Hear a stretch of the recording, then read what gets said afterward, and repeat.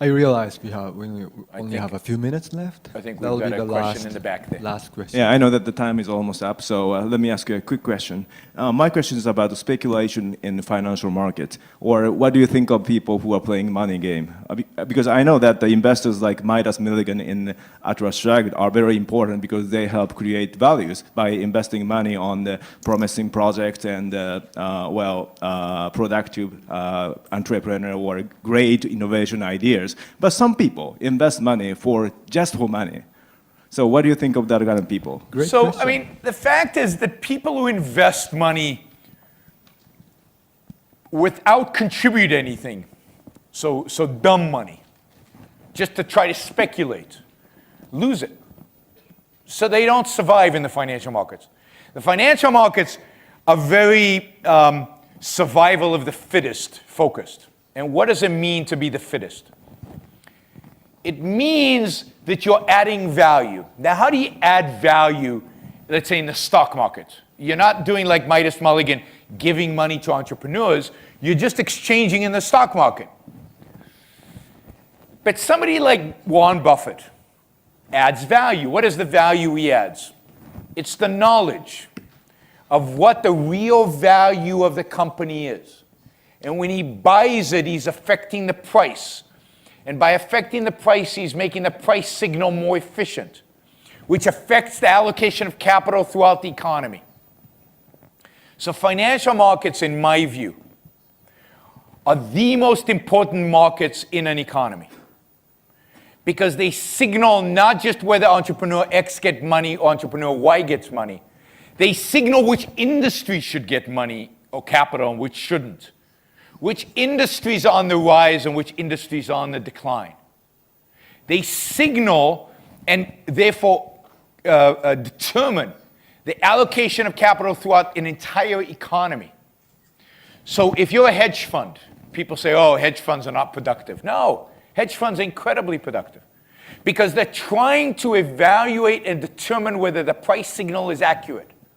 And they're trying to make it more accurate by including the information that they have that nobody else has into the price. They're long some stocks and they're short other stocks. And shorting is terrific. I love shorts because the shorts are saying this stock is overvalued. People think it's more valuable than it is. And if they're wrong, they're going to lose a lot of money.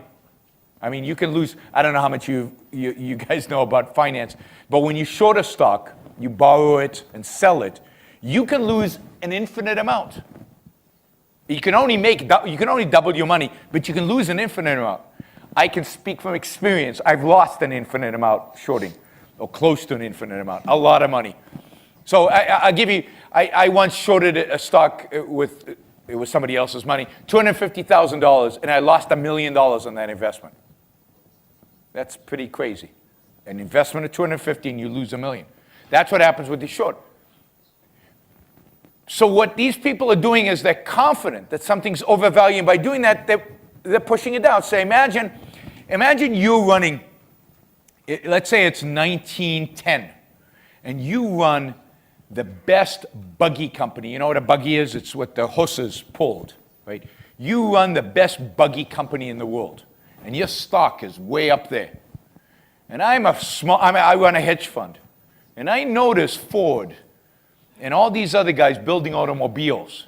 And I'm saying, you're not going to survive. But you don't know it because you haven't noticed those guys. And I short your stock. And by shorting your stock, I'm starting to drive it down. And maybe it causes you as the CEO of the company to say, what's going on? Why is my stock going down? And you look around, oh, there's an automobile company. I better retool. I better look for a different job. Right? And the bankers are looking at it and saying, why is the stock going down? Oh, there's an automobile business there. Maybe I shouldn't lend these guys any more money. Maybe I should shift my resources. So the stock price signals to the world, this is a dying industry. This is an industry on the rise.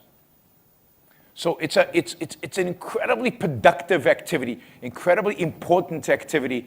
And I admire, I mean, my view is, in a capitalist economy, the most productive and the most important people are the financiers because they make possible everything else. Steve Jobs can't start Apple without Midas Mulligan giving him that first check. And there was a Midas Mulligan, right? Giving him that first capital. You can't imagine a biotech company that for 10 years doesn't have a product. It's a classical biotech company, 10 years. Somebody is willing to risk their capital for 10 years, might never get a return, might go to zero. And yet all these workers, the lab workers, the scientists, all get paid in the meantime. They're not willing to take the risk. They get paid. So without the capitalist, the scientists don't get paid, the janitors don't get paid, the workers don't get paid. The capitalist makes it all happen. This is why it's called capitalism, because it's the core. It's what it means. The financier is the engine of capitalism, or I like to call it the heart of capitalism, and the circulatory system of capitalism. It circulates the blood, the capital. That's the financial system. So it's incredibly productive. But people who are not productive but are just playing finance, they lose their money very quickly. It's just like playing roulette. You might win once, you might win twice, but if you keep playing, you'll be wiped out. Thank you, Yaron. Thank you all. Thanks for staying up so late. Come again to Tokyo. Be happy to. Thank you. Can I ask you to capsulize your philosophy? What is Randism? First of all, I do not call it Randism, and I don't like that name. I call it objectivism. All right. Meaning a philosophy based on objective reality. Now let me explain it as briefly as I can. First, my philosophy is based on the concept that reality exists as an objective absolute. That man's mind, reason, is his means of perceiving it. And that man needs a rational morality. I am primarily the creator of a new code of morality which has so far been believed impossible, namely a morality not based on faith. On faith? Not on faith, not on arbitrary whim, not on emotion, not on arbitrary edict, mystical or social, but on reason. A morality which can be proved by means of logic, which can be demonstrated to be true and necessary. How does objectivism differ from the philosophies that many of us have been exposed to in our youths? Philosophies based upon religions, theologians, dogmatists. The very first difference, objectivism tells you that it is not right, it is not proper to man to take anything on faith. Religion is a matter of faith. You accept a religion emotionally or because you were born to it. You have not chosen it rationally. What objectivism will tell you is that reason, man's reason, is his basic means of survival. That is the most important faculty which he has, and he has to guide his life and make his choices by means of his rational faculty. He has to make his own choices, but he has to know how to make them. It is immoral for him to act on his emotions, to be guided by the whim of the moment. That objectivism holds as very wrong, very immoral. And morality, in fact, consists of following your reason to the best of your ability. So that rationality is the basic virtue from which all the others proceed. My morality is based on man's life as a standard of value.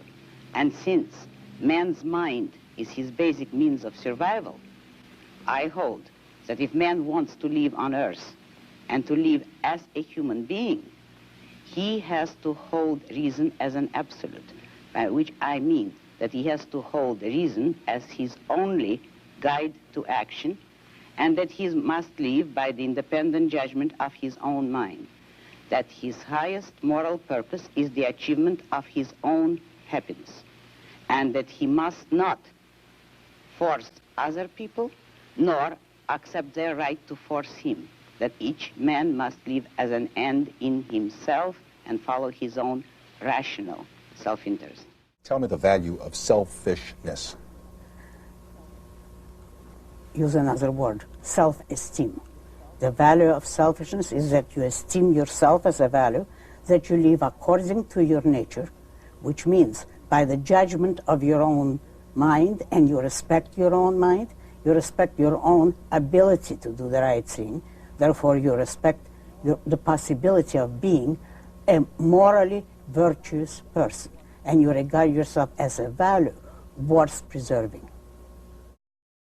To make a success of yourself in any line of rational activity is a great virtue, and people will attack you for exercising your ability, for hard work, for consistency, for ambition, and they will want to make you feel guilty of it. Mm-hmm. That is the greatest evil, according to my philosophy. And wait, say that again. The greatest evil, according to your philosophy, is to attack an individual because of virtue.